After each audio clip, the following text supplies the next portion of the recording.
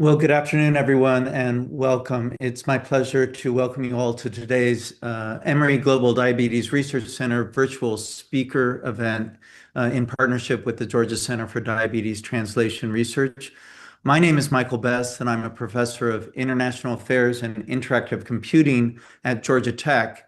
And I'm delighted to add that I'm also now an adjunct professor of global health in the Rollins School of Public Health at Emory. At Georgia Tech, I'm executive director of the Institute for People and Technology, or IPAT. IPAT is one of Georgia Tech's 11 interdisciplinary research institutes, and we work at the forefront of people and community-centered technical innovation. A lot of IPAT's work centers on health and health equity, often focused on areas such as chronic care, aging in place, disabilities in the home, and related areas. We've been an active and very enthusiastic partner with EGDRC and with the Rollins School generally on a set of initiatives, recently working on diabetes care and management in rural Georgia and also in southern India. And it's my hope that IPAC can continue to grow its connections with the Rollins School, with EGDRC, and with all of you joining us today. So please be on the lookout for times that IPAD is partnering, and also reach out to me if you have any questions or would like to look at collaboration opportunities between IPAD and yourself. I'm super thrilled to introduce today's two speakers for their talk on when medical AI meets reality. Their research is examining how large language models succeed or all too often fail to appropriately localize to African medical contexts. In my estimation, I mean, this is an enormously important area of research with huge consequence. And this research that you will hear about this afternoon is really at the cutting edge and has been getting quite a lot of attention. LLMs hold so much promise, for instance, for helping to fill Africa's looming gap in professional medical staffing by providing AI-assisted medical advice. But that promise will only be met if these language models can operate with a real understanding of the African context, an understanding of African languages, an understanding of African medical practices. And so Charles and Toby's work really sits at the center of that conundrum between the promise of these AI systems and the reality in Africa. So our speakers today are Charles Nimo and Toby Alantunji. Charles is a third-year computer science Ph.D. student at Georgia Tech in the Technologies and International Development Lab. By the way, I am director of that lab, and Charles is my advisee along with Irfan Essa. So I'm very much the proud advisor of Charles' work and delighted that he is giving this talk today. Charles's research focuses on human-centered natural language processing for healthcare in low-resource settings, especially in Africa. And Dr. Toby Alantunji is a physician turned machine learning scientist focused on clinical natural language processing and global health. He has a decade of experience in clinical NLP, speech recognition, and speech translation for health. And he's worked for organizations such as Amazon Web Services, Health AI, Analytic Incorporated, and Cambia Health Solutions. So welcome to Charles and to Toby, and I think I'm turning it over to Charles right now to start with their presentation. Thank you very much. Thank you, Professor Best, for the introduction. Before we jump into the work itself, I want to start by recognizing how this project came together. This work really shows what can happen when people come together across continents. So with that said, I want to take a moment to recognize the AfriMedQA consortium leads and also highlight that at the core of this effort, the hundreds of medical students and residents across the continent who put in the work, who are not pictured here, but that also helped us to write and validate the thousands of questions that were collected. And we're very grateful to everyone who contributed to making this possible. So this leads to the central question.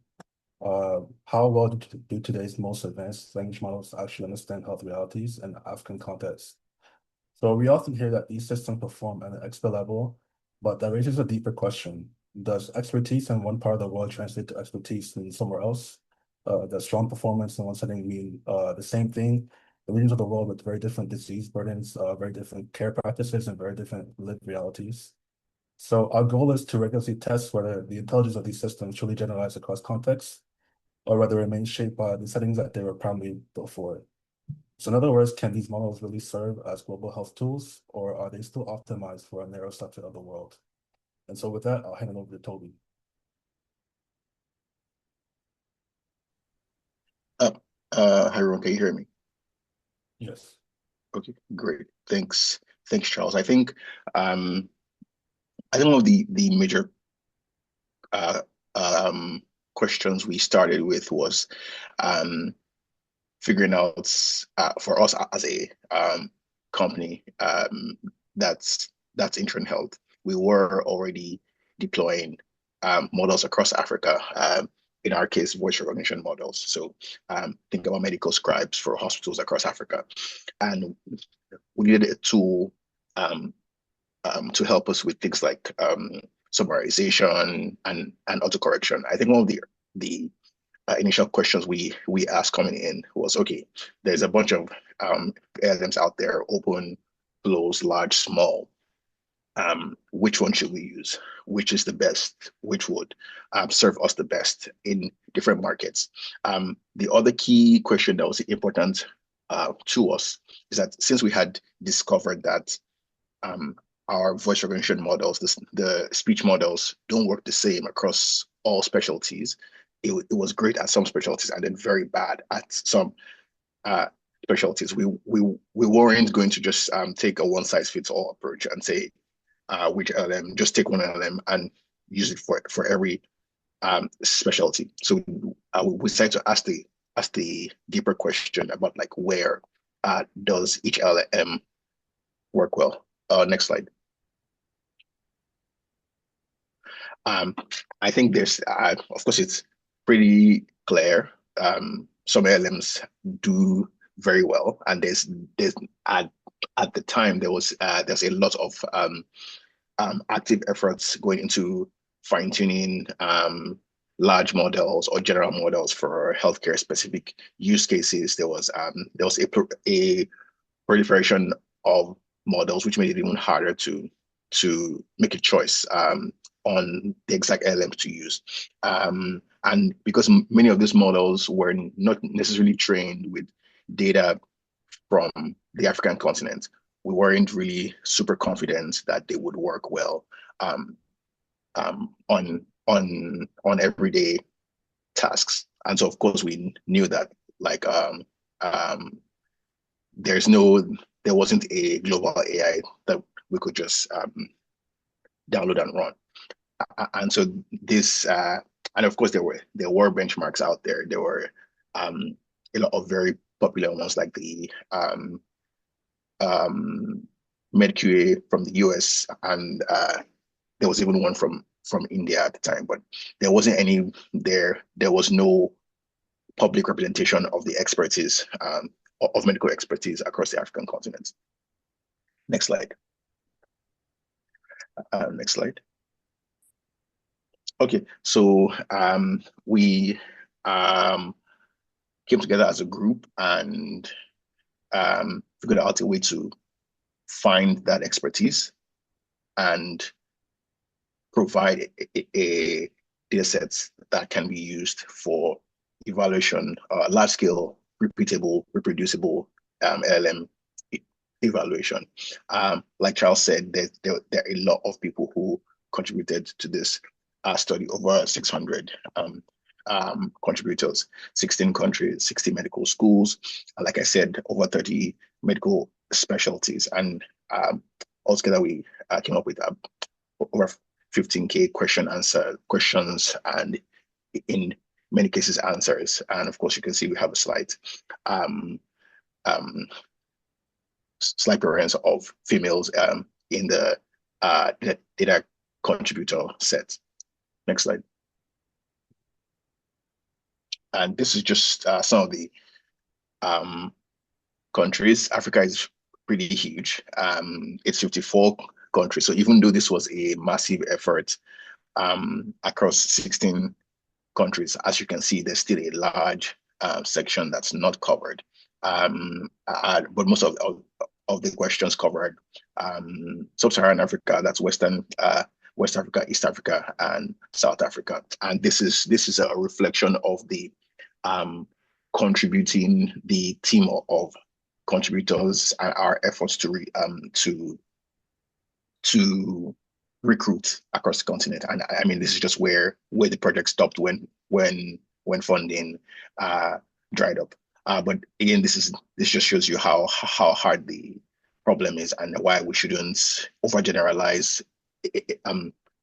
AI solutions to an entire continent when there's still places that aren't covered. You can see some non-African countries listed. Those are actually contributor locations where the person who contributed may have been from an African country, but they were contributing this from non-African location. Next slide. Okay, so there's 4 things we'd like to highlight here. First of all, it's the largest scale that we've seen a project this size in the healthcare domain for Africa across LLMs. We collected multiple choice questions, but not just multiple choice questions. There were other types of questions like open-ended questions where the LLMs won't be able to game the system by just picking the best answer. Each question and answer came with rich annotations around who provided the contribution, where they were from, and the expert evaluations of the answers also included ratings on the answers, on appropriateness, correctness, harm, bias, and things like that. And the paper also compares to existing data sets. Next slide. Okay. So just some background. So like I said, Intron handled most of the data collection, and that's because we had been collecting voice data to train our. Sorry. Okay.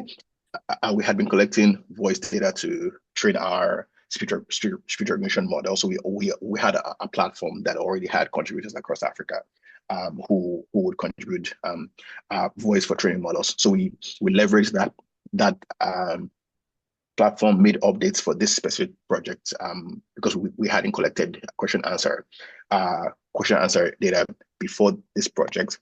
Had to make some custom changes both for the data collection, for the reviewing, for the answers, because we had different types of people collect questions. Where professors gave us questions, we had to use a different approach to enter that data, so it was consistent and different from where like medical students or other trainees collected questions. And we had like a quality control system, 3 steps, where some people would do an initial review of the questions for things like completeness, people following rules, are the guidelines being followed, are the answers correct, are they complete, and then are they medically, is the and then lastly, is the question answer medically correct or accurate? Are there like privacy issues that we need to figure out? Next slide. Yes. So this is it. Okay. All right, go ahead.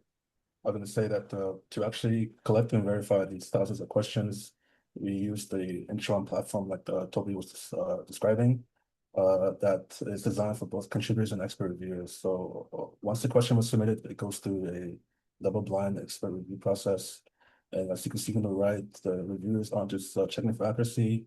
They rate every entry across multiple dimensions, which includes local relevance, evidence of logical reasoning, and potential for harm or demographic bias. So our voting process was guided by some ethical pillars and a commitment to authenticity. We prioritize local content. Specifically, we prioritize indigenous medical knowledge. We focus on fair compensation, especially in an industry where data labor is often exploitative. We prioritize fair pay. So contributors were paid between $5 and $100 depending on an hour, depending on their expertise and the difficulty of the task. So we ensure that the people providing data were just treated as partners in the research. So we carefully balance the data set to test models in a few different ways. We use multiple choice questions to see how well models handle clinical knowledge and diagnostic tasks. We also include short answer questions that require the model to generate short essay-style medical explanations. And then uniquely, we also included consumer queries, and these are based on a curated list of 472 medical conditions and symptoms that are common in African communities. So they really test the model's ability to provide helpful information to a layperson rather than just a clinician. So beyond just the raw numbers, the real value of AfriMedQA lies in its diversity in topics and how it mirrors the actual disease burden and clinical environment in Africa. So we intentionally covered 32 medical specialties to move beyond general knowledge. This includes high volume areas like obstetrics and gynecology and pediatrics, alongside specialized fields like infectious diseases and medical genetics.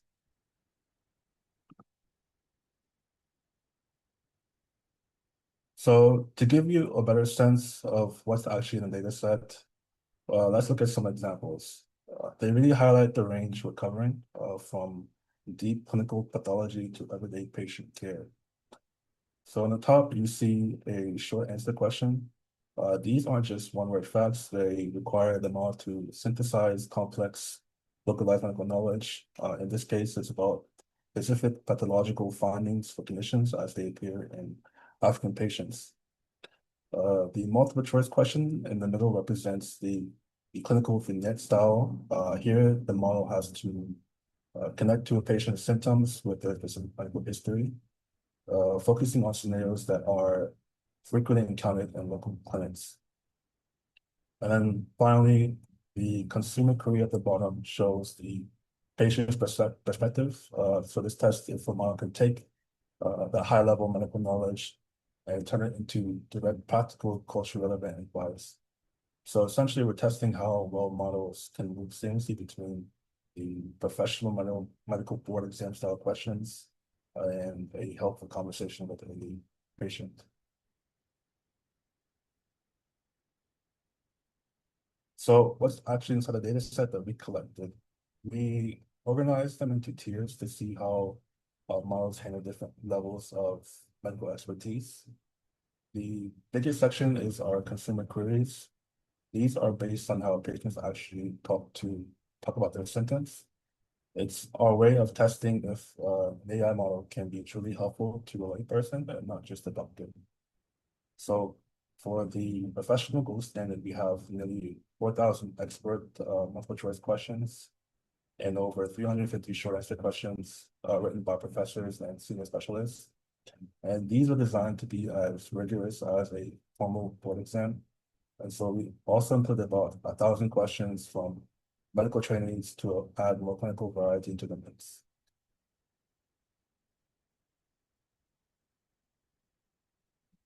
So it's also important to note that we made sure that the distribution actually mirrors the overall disease burden across Africa. So you see that our highest counts are in areas like obstetrics and gynecology, general surgery, pediatrics, and infectious diseases. And these are really the true front lines of African healthcare, while a Western data set might focus heavily on something like cardiology or oncology. We prioritize things that matter most locally, like maternal health and communicable diseases. So that said, we didn't ignore specialized fields. We still included areas like psychiatry, surgery, medical genetics, and this gives us much a broader scope to evaluate how well these models handle the growing challenge of non-communicable diseases alongside everything else. So once the data set was ready and we finished our quality checks, it was time for the actual evaluation. So here we really want to see how those most advanced models would handle a curriculum that's specifically built for this local context. So we picked a really diverse lineup of 30 different models to make sure our evaluation was actually representative of the cutting edge. So we include the closed proprietary models like GPT-4, Gemini Ultra, Metpal 2, which really represent the current cutting edge of AI models. But we also focus heavily on open models like Llama 3, 5.3, Mistral, and we also made sure to test biomedical models like Megatron and OpenBio LLM that were specifically fine-tuned for medical tasks. So then finally, we looked at a huge range of sizes from like massive models with over 1 trillion parameters and all the way down to smaller models with about 2 billion parameters. So our evaluation process was thorough and it hit on a few different levels. We used several prompting strategies to ensure that we're eliciting the model's performances, peak performances across different configurations. So for the thousands of questions in the data set, we use automated metrics like accuracy and bed score to get like a quantitative baseline. But we know that the numbers don't tell the whole story.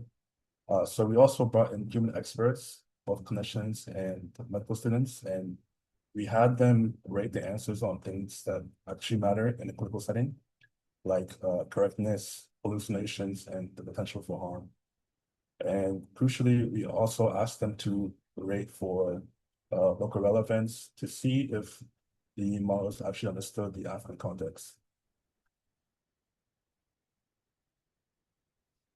So to summarize, we tested around 30 different models to cover the full diversity of the current AI language model landscape, and we've filtered them through rigorous quantitative metrics to get broad statistical insights across the entire data set. And then finally, we put a subset of those outputs under the scrutiny of human clinical experts, their judgment to kind of verify that they're actually safe and relevant. So looking at the results, we found 3 key trends that really challenged some of our assumptions. First, there's a very massive accuracy spectrum, which you'll see more on the next slide.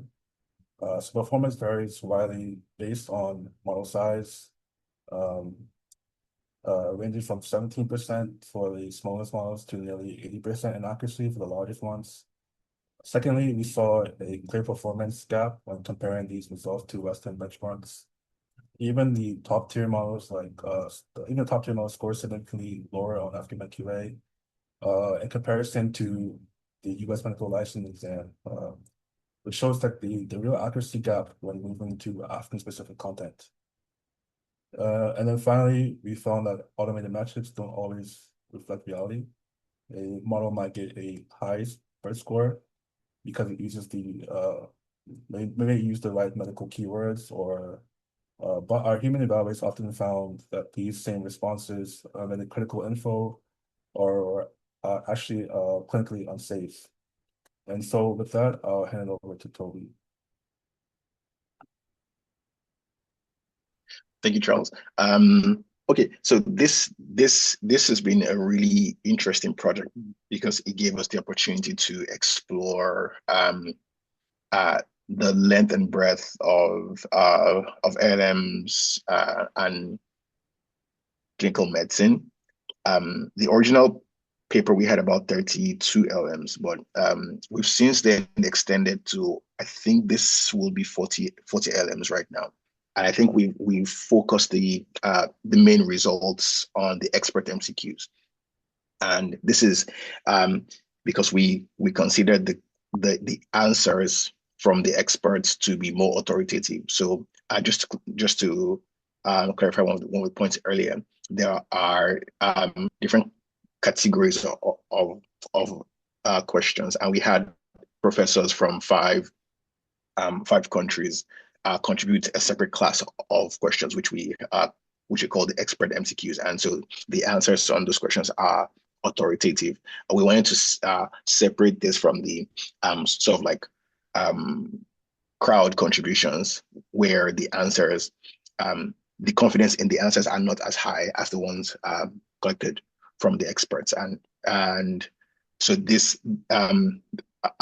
most of the analysis we show here are based on the expert MCQs. That's a group of about 20 plus professors from five countries. And you can see, like Charles said, there's a wide spectrum of accuracy, from as high as nearly 80% for some of the leading models at the time we published this, to nearer to 30-40% for this smaller models.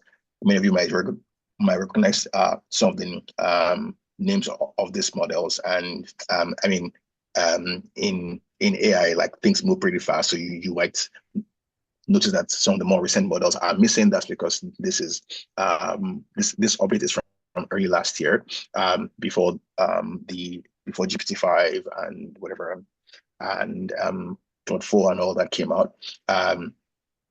But you can see that there's a spectrum of thinking models, like reasoning models, here, and smaller models, open models, general models, and you notice a trend. If you look at the extreme left, the extreme right, and the middle, you will notice some clear patterns. You might notice that on the higher side, which is my left with maybe your right, you might notice that. Do I have an annotation? Can I point at this screen? No. Okay, no, it's on your side. Yeah. On the higher side, you would notice the O3, O1, GPT-4, Claude 3.5, Gemini 2.5, Llama 3, 405B. So all these are super large models, almost all proprietary. And in fact, except for Llama 3, 405B, which was the largest open model at the time, before DeepSeek.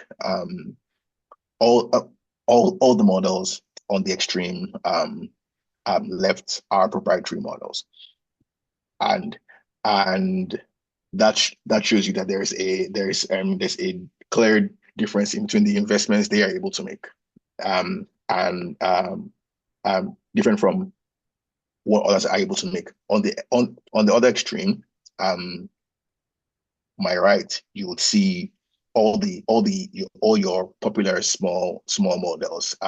Many of them are medical fine-tunes or general models. So you have models like PMC Llama that was I think fine-tuned on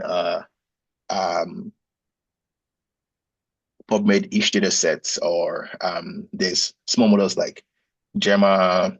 I mean, the open models, the much older GPT 3.5, 5.4 mini. There's Meditron 7B, and a lot of the really popular, like fine-tuned models or medical models that got a lot of popularity for being better at some healthcare tasks. In the middle, you see a mix of models, open models still, but the larger open models. So you can see clearly 5.4 Gemma, the larger Gemma 3s, the Qwen 2.5 32B. You have you have models that are, I mean, I think that's 5.3 medium. So you can see that there is slight move to slightly larger open models in the middle, and so that may just show that there is some relationship between model size and performance. If you look at model families that are represented, so family of models, I loosely define as when a group or research team releases three, like very commonly three sizes of models. So maybe there's a 2B, a 7B, and a 27B. Typically, those models are trained on the same amount of data, but they're released as a family. There are about 2 or 3 of those here where that help you see that pattern pretty easily. So you can see there's Gemma 2B, there's I think 2 and Gemma 27B here. There's a 5 family, and there is a llama family here, where you can easily track that. Given that these models were released at this same time, different sizes, you can begin to see that there is the performance gets better with size, given that they were trained on the same amount of data. So this helps us understand that there is some model capacity constraints where larger models can store more data or have better reasoning capabilities. Next slide. Now, this is where I'd like to spend the most time just talking through what we actually learned from this study. This is the graph I like the most because it shows it's sort of like the specialties are sorted in order of average performance across all models. And you can see on the bottom, the models are also sorted from left to right in order of their average performance across all specialties. So you can see at the extreme top right, there's dark blues. Dark blues means this is the areas of strength. Models do a fantastic job here on these specialties. On the lower right, you can see light, very light blues, which means this is where you don't want to be. Just in this region, you would be experiencing a lot more errors, a lot more inaccuracies, and so maybe steer clear of that. If we walk through the specialties on the left, you see a striking trend. And this was very interesting for me as a clinician to just see how because it reflects how models are being trained or what data models are being trained on. We notice something striking. The top half is predominantly medical specialties. So specialties under medicine, things like nephrology, endocrinology, and of course, I think many of us here work on diabetes, and so I think we're probably happy that endocrinology is up there. It means that there's a lot of data out there for teams to train models on. So that's really good. Except that if you look at the lower half, then you see something that very concerning. For me, particularly, was obstetrics and gynecology. That is, maternal health is probably one, and pediatrics are probably the most important specialties across the continent. And it was sad to see them at the bottom of the list. You also notice surgical specialties predominate, ortho, general surgery, and of course pathology, things like hematology, urology, and it's really concerning, like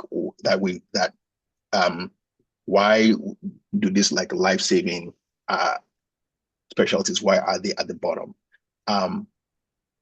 Again, maybe just reflects the amount of data that's out there, but more importantly, the amount of data that overlaps with African healthcare out there.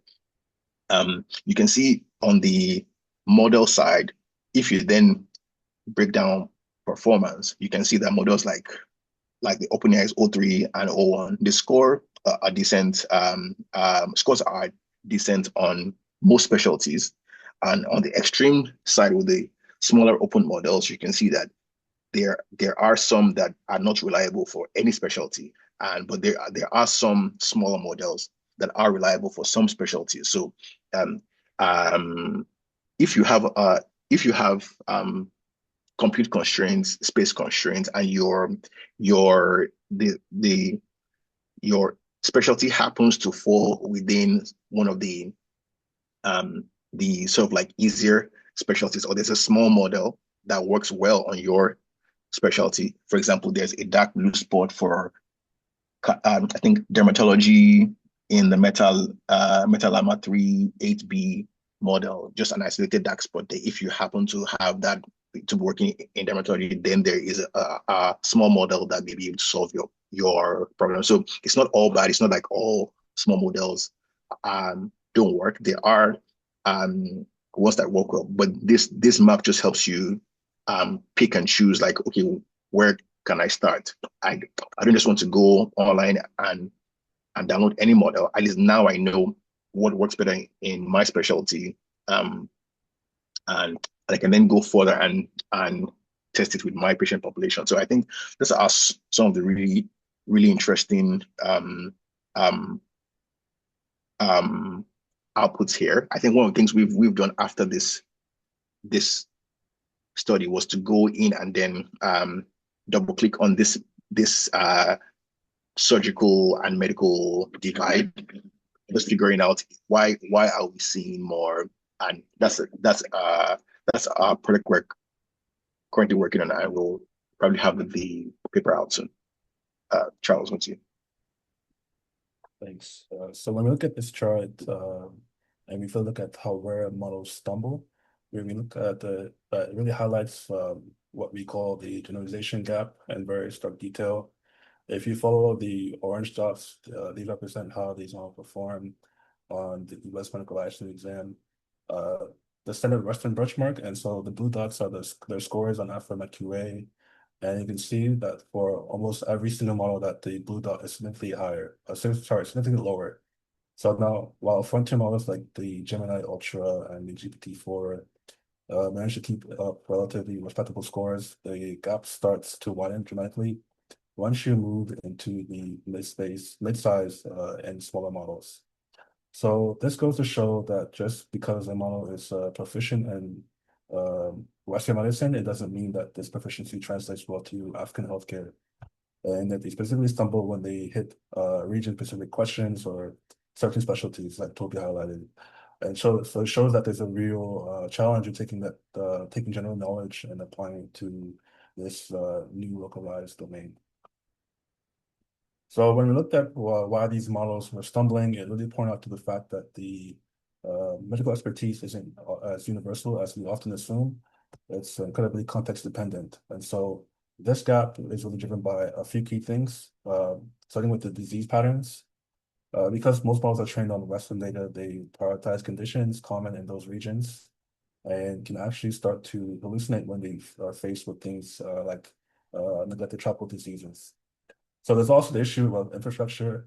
AI often assumes that a Western level access to specialists or diagnostic equipment that simply might not exist in a local clinic, which makes the advice pretty impractical on the ground.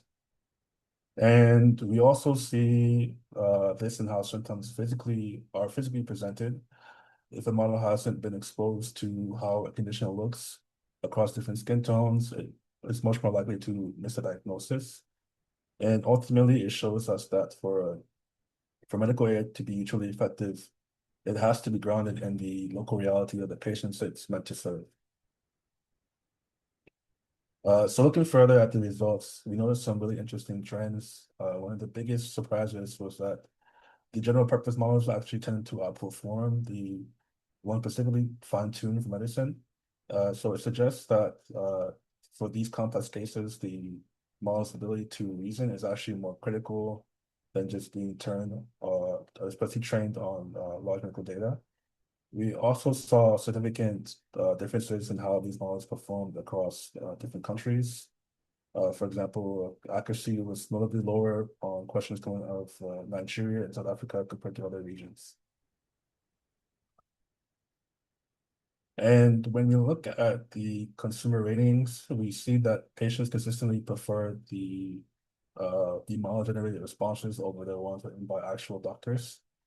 So they rated the models as more helpful and more informative, largely because the models provided more detailed, empathetic, and structured explanations, whereas the clinician might only have time to give a brief, direct answer. So, however, the clinical data tells us a more different story as well. While the top-tier models like GPT-4 and Gemini Ultra are highly accurate with minimal errors, the smaller models struggle significantly with hallucinations and doing things like omitting critical safety information. And so the main takeaway here is that a model can sound incredibly confident and empathetic to a patient, but also even when the underlying medical advice that it's giving is actually wrong. So to continue, we found a clear divergence between what users prefer and what medical experts to consider safe. And so we conducted a blinded reviews. We found that consumers actually prefer the model's communication style over a human doctor, rating it as more helpful and more informative. However, our clinicians flag critical mistakes that the average user might miss, specifically around cultural and contextual relevance. So essentially, the models are very good at sounding like an expert, but it still struggles with the deep local knowledge required for complex African healthcare cases. So to go back to our big question, are these models actually ready for African healthcare? And the short answer is not yet. So while these massive frontier models show a lot of promise, their performance is still really uneven, and as we've seen, hit with significant bias and optimization gaps. So AfriMedQA has done its job in revealing those deficiencies clearly, and we need a lot more work on alignment, a lot more work on fine-tuning and localized evaluation before these models can be safely and effectively deployed in the real world. So what's next? Building this benchmark is a major milestone, but it's really just the beginning of the journey. Where we go from here is all about expanding the scope and the depth of our evaluations to truly reflect the complexity of African healthcare. So looking forward, we know that as much as this benchmark has achieved, there is still a lot of room to grow. One of our immediate priorities is to expand dataset coverage. Currently, over 60% of the dataset, 60% of our expert questions come from West Africa. So we're actively working to bring in more representation from other regions and specialties to pass that imbalance. And we also recognize that medicine isn't just text alone, that doesn't tell the whole story. Medicine isn't inherently multilingual and also multimodal as well. So we're in the process of adding support for more native African languages and incorporating visual data as well. It's especially true for fields like dermatology or radiology, where images are like the primary way clinicians actually make decisions. Toby, do you want to add anything here? No, there's definitely a ton of work going on as well on actually different cadres of care, not just questions for clinicians, but we have ongoing projects looking at model performance for nurses, model performance for community health workers, since those interact on a daily basis with patients as well. There is and in those groups, they don't use the same kind of specialty groupings as we do at the on the clinical side. But again, looking at how models work well in different groups. One thing I'd like to also point out is the larger models, the frontier models, actually doing a pretty decent job.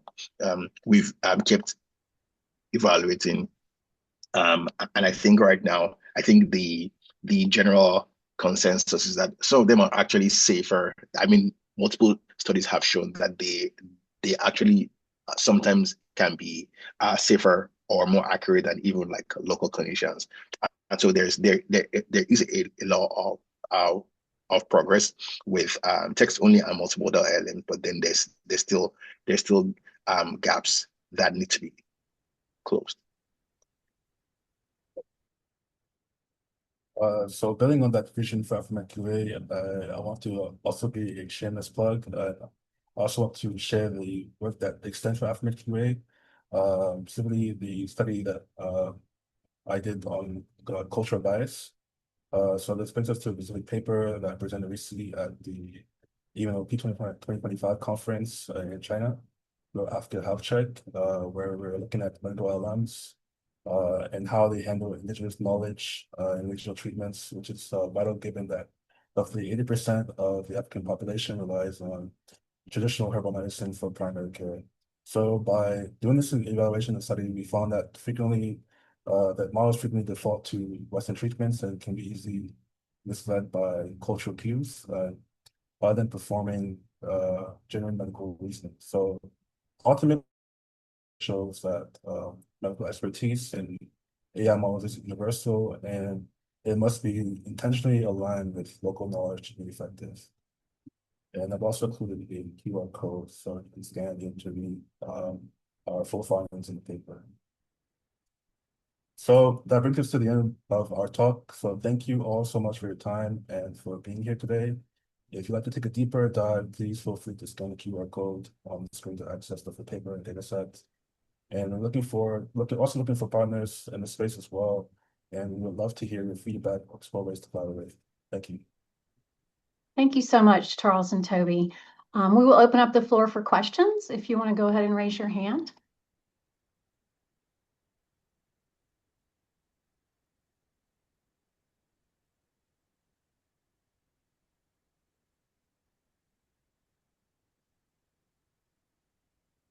Again, if you have any questions for Toby and Charles, they are ready to take them. If not, we will close the session. Give it a couple of seconds here.